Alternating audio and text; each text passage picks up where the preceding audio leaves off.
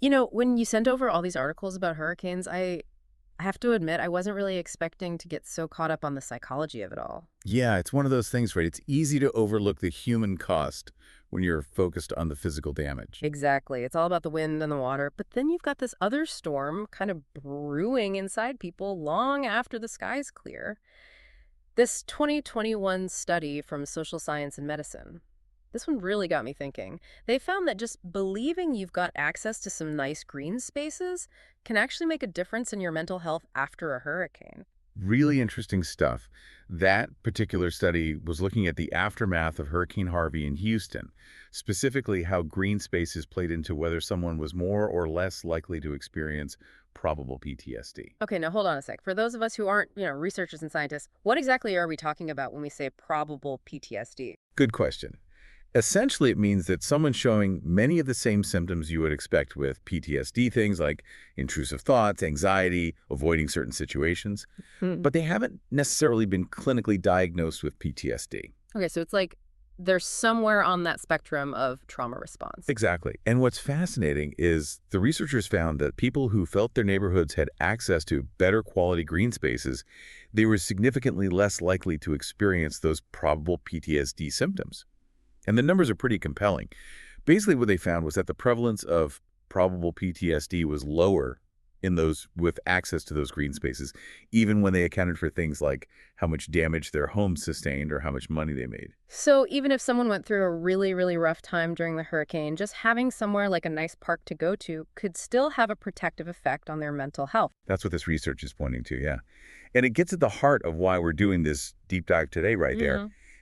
You were drawn to those personal stories in that NBC News piece, the ones that really put a human face on the statistics. It's those human moments that really stick with you. Like there was that family who had to evacuate for both Hurricane Milton and Helene back to back.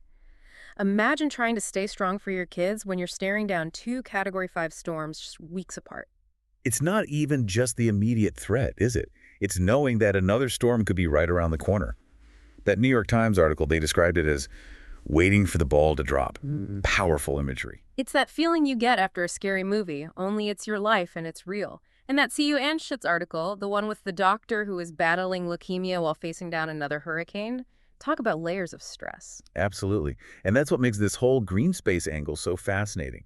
It's not just about making neighborhoods prettier, it's about creating spaces that might actually help people heal and recover. Okay, so we've established that hurricanes are rough on your mental state.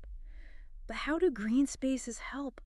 I mean, is it really as simple as nature is calming? Well, thankfully, it's a bit more nuanced than that. The 2021 study, they actually looked at two main theories about why this connection might exist.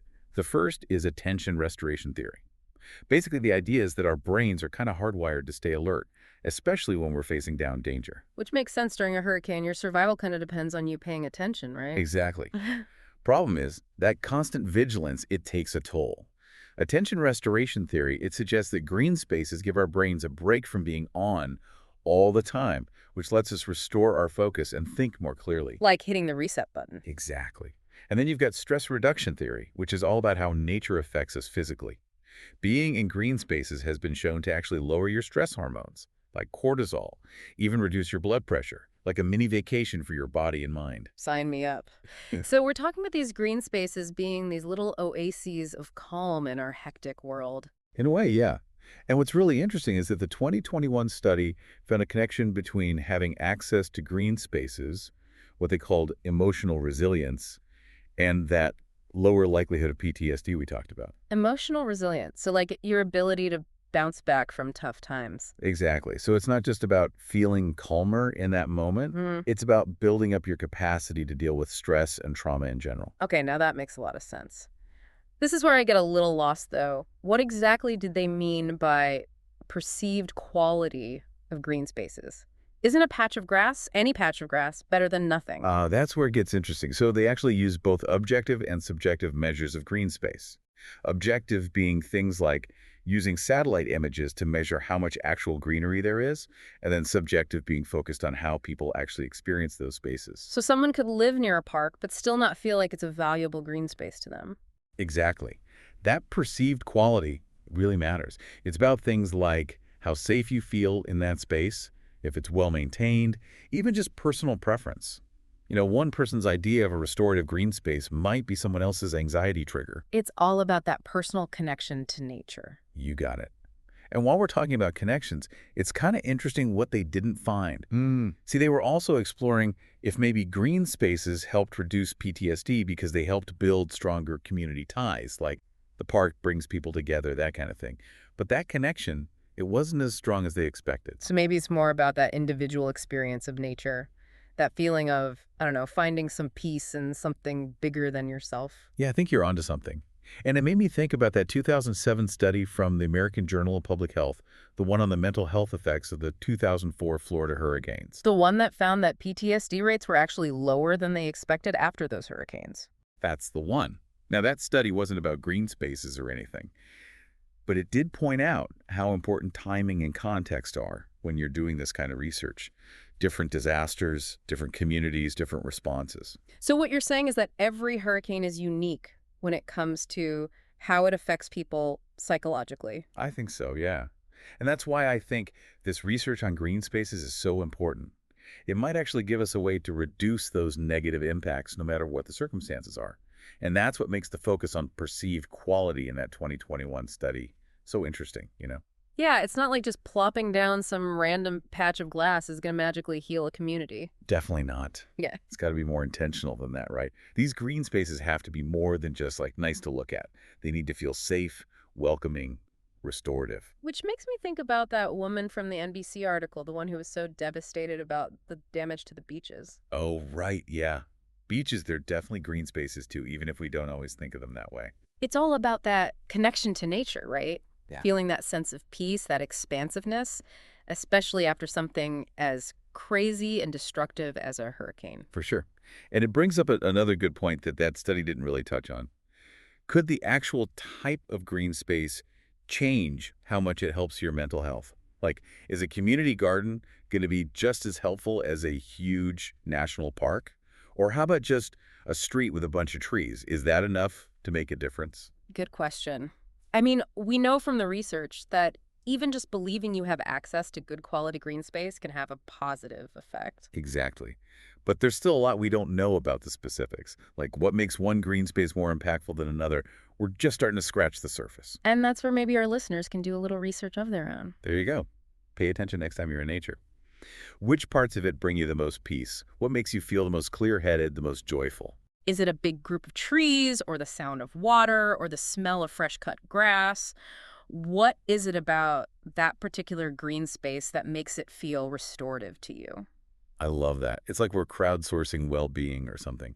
And it really highlights something important here. This isn't just about, academics debating theories. It's about taking this knowledge and using it to help ourselves and our communities. Absolutely. And speaking of helping, that NBC article also mentioned a resource I think is super important, especially for anyone listening who might be feeling overwhelmed right now, the Disaster Distress Hotline. Yeah, that hotline is a lifeline for a lot of people. It's immediate support. Plus, it can connect people with local resources. Because sometimes just knowing you're not alone, that someone understands what you're going through, that can make all the difference. Absolutely. And if you know someone who's struggling, reach out to them. Let them know you're there, even if it's just to listen. Sometimes just listening is the best thing you can do. Okay, so to recap, we've talked about how profoundly hurricanes can affect you psychologically.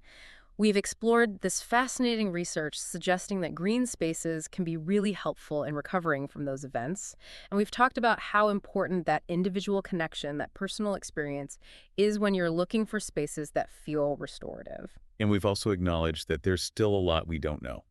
This whole relationship between green spaces, mental health, and recovering from disasters, we need way more research to fully understand it. That's what I think is so hopeful about all this, you know? Yeah, it's not just about pointing out a problem, it's about looking for solutions too. Exactly. We're not saying everyone go find a park and your problems are solved. Right. This research, it could change so much from how we design our cities to how we prepare for disasters, even just in our everyday lives. Imagine if when they were planning out cities, they thought about parks and green spaces not as decoration, but as like essential parts of what makes a community strong. Like little safe havens built right in. Right. And what if when they're rebuilding after a hurricane, it wasn't just houses and businesses, but they also made sure to fix up those green spaces, the places where people go to feel connected to nature and to each other.